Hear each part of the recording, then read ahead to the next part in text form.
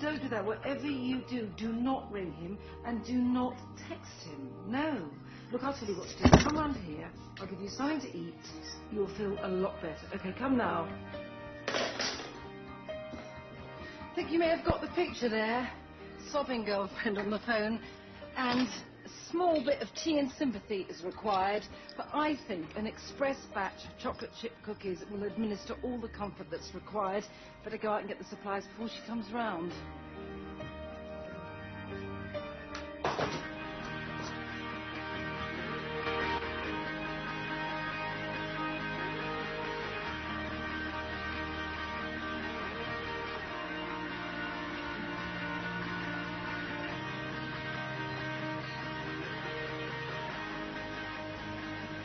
She'll be needing a nice cup of tea, of course.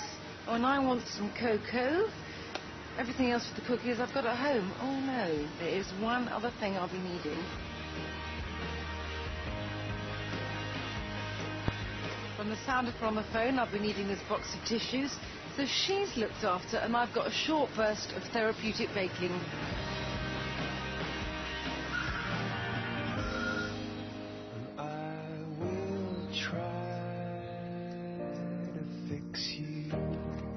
I am aware that you can buy perfectly decent, sometimes even good, chocolate biscuits or chocolate cookies from shops.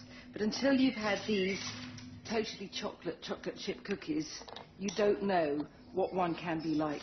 I have to say, they can make strong men and women weep with gratitude. And they are quite good, though I say it myself, at mopping up tears as well. I'm going to let the bowl of chocolate melt over the gently simmering water while I get on for the rest of the biscuits. I've got 125 grams of soft unsalted butter, and I want another 125 grams of sugar, and I'm splitting that up into 75 grams of soft light brown sugar for fudginess and 50 grams of regular sugar. And while that's mixing, I shall get on with the dry ingredients. I need 150 grams of plain flour, 30 grams of cocoa, a teaspoon of bicarbonate of soda. Don't heap it, otherwise you'll get a bit of soapiness. And half a teaspoon of salt. This is the only time, really, I use the free-flowing salt. That is gorgeous, glossy and melted. So let's take it out now, it can cool for a sec. Bit of vanilla, about a teaspoon, quite a lot really, into the butter and sugar. And now I'm going to scrape this molten lake of chocolate into the creamed sugar and butter.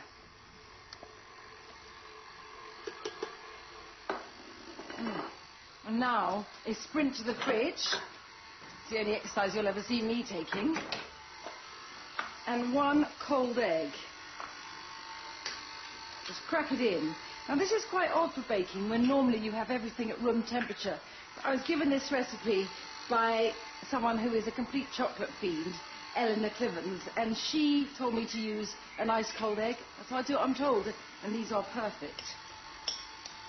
And now I'm going to tip in the dry ingredients. Now you might think that was it, and it is really, except for 2 whole packets of chocolate chips. In they go.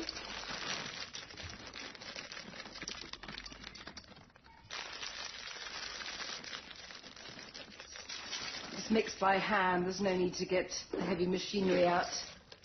I love the clattery noise that they make as you mix them into the batter.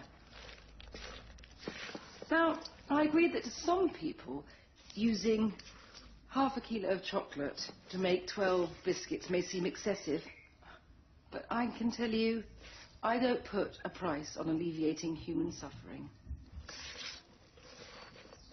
I dip an ice cream scoop in so, rather like bricklaying, I smooth out the top and then release each mounded cookie in the tin.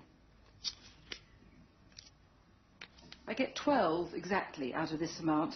But what I do is I bake 6 instantly, and for those periods of unforetold stress that lie ahead, I have 6 of them squirreled away in the deep freeze to administer instant comfort. So into the freezer with this lot.